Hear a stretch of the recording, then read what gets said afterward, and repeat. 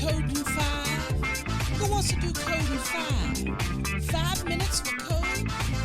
Oh, hell. Bring it, boy. Code in 5. What up, everybody? Welcome to another episode of Code in 5. My name is Paul Abernathy, your host as always, and welcome to the podcast.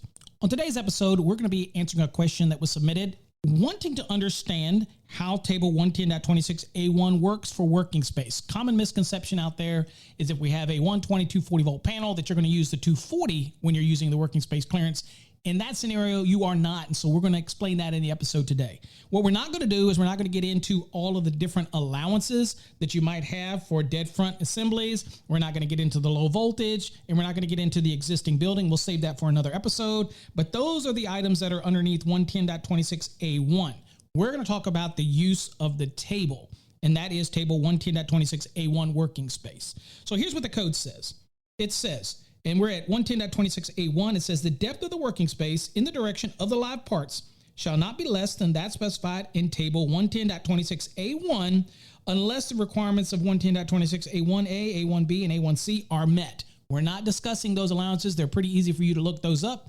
We're going to talk about the general use and how to apply this table in this episode.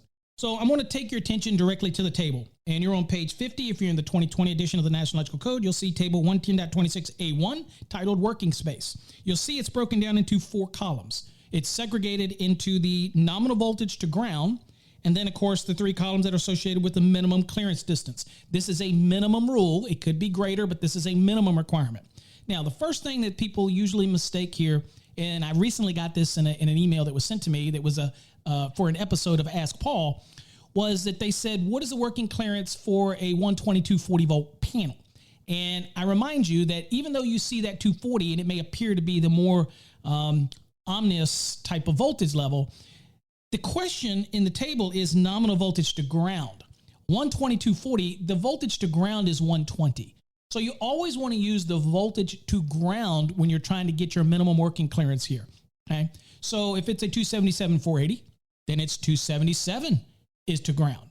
If it's a 480 system, then it would be 480 to ground. Okay. If it's a 277 480, then it's 480 phase to phase, but it's 277 to ground. Depending on the system you're dealing with, you're looking for the voltage, nominal voltage to ground as the trigger here.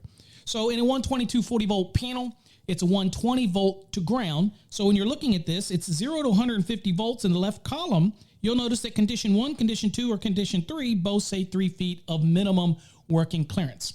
Now, there are conditions that apply here. There's a condition 1, condition 2, and condition 3.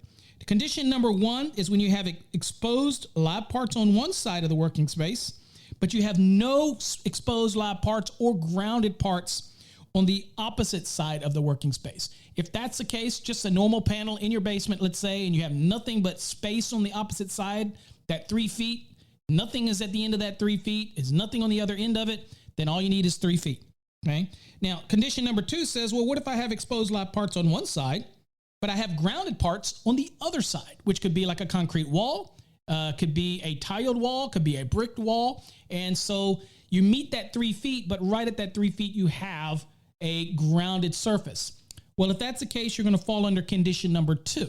And in our case, with the 120 240, it still would be 3 feet. Now, if this was a 277 480, then that's going to put me down in the 151 through 600 class, and then that's going to be 3.5 feet.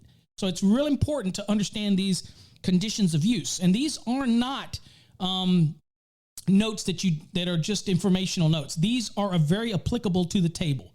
So that's important. And of course, condition number 3 is where you'd have exposed live parts on one side and you have exposed live parts on the other side. This might be 2 pieces of switchgear that are facing each other that have potential for live parts on both sides. Okay.